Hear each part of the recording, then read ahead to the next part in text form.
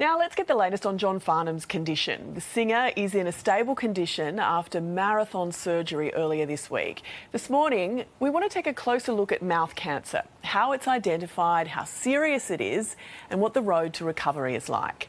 Joining us now for our weekend cover story is head and neck surgeon Dr Bruce Ashford and Laura Winter, who was diagnosed with tongue cancer in 2017. Good morning to you both. Laura, I want to start with you because you will be understanding exactly what John Farnham is going through right now. Can you tell us what the recovery process is like?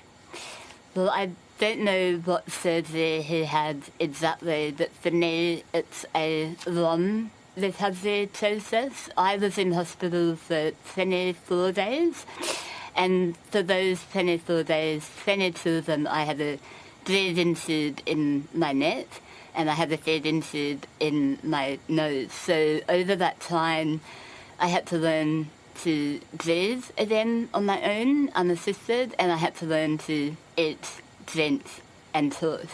And all that takes time, and you have to be patient with yourself because it's not easy to do something you've always done without having to think about it. Yeah, and look, we know that you had your tongue reconstructed, and you're obviously able to talk again now, which is amazing. But it must be so difficult learning how to do all those everyday things that we take for granted.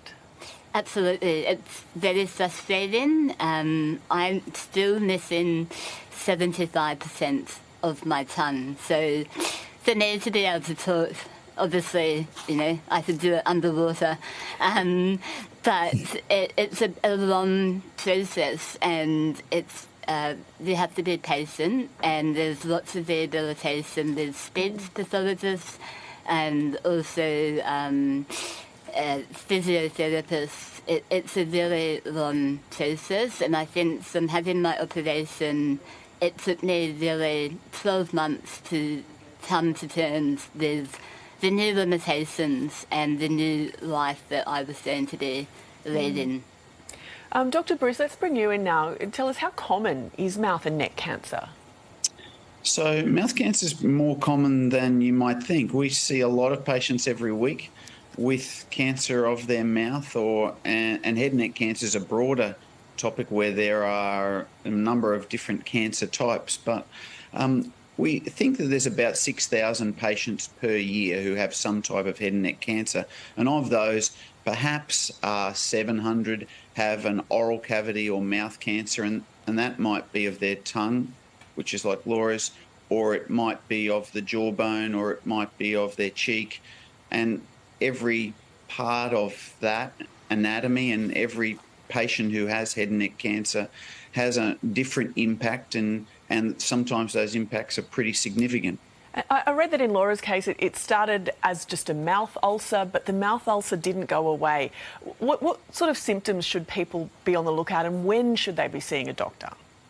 So that's a great question, and Laura's story is so typical. So we say to people, if you've got an ulcer that doesn't heal in your mouth after a few weeks, ulcers are common, but if an ulcer doesn't heal after a few weeks, or if you have got a lump in your neck, or if you've got pain in your ear, or any of those symptoms that you can see on the screen now, we would say, you know what, you need to get to your doctor, let them know, let them have a look so that they can reassure you in most cases.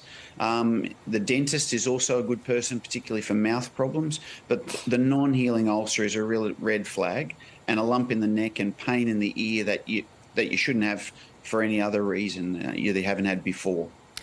Laura, before you were diagnosed and had your surgery, how much did you know about mouth cancer, and what are the things you wish you'd known?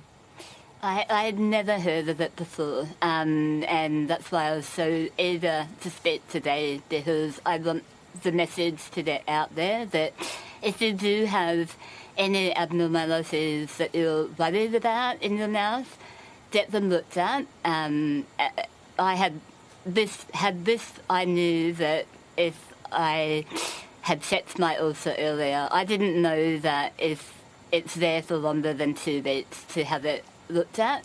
So I wish I knew that, and I should have been seen earlier and treated much earlier. Dr. John Farnham, we know he's 73 years old. He's also a singer. This must make recovery quite difficult. I think every one of our patients has a different challenge, and most people aren't professional voice users, but almost everyone uses their voice all the time, and it's not just your voice, but for head and neck cancer patients, their smile, their expression, the sound, the way they can eat and drink in public and function to be acceptable for them. All of these things are challenges, and there's a long process for every patient who has head and neck cancer. And that's, Laura's pointed out beautifully, that there's a massive team, not just a big surgical team, but all of the other people, the specialist nurses, the speech pathologists, physios, dietitians, dentists, and the doctors looking after these patients for a prolonged period of time, specialist nurses both in the operating theatre and on the wards. So this is a long process for every single one of these patients, and they really lean heavily on their families and their supports. Laura, I'm sure, can tell you that, and that's why we're so committed this week to just, as Laura said, to get the story out about head and neck cancer and mouth cancer, so that there's a greater awareness. Because if someone gets seen earlier, their treatment is more simple. Well, thank you both for shining a light on this issue for us today, Laura. We wish you well in your continued recovery. And of course, our thoughts too are with John Farnham and his family and anybody else going through this at the moment. Thank you both for your time.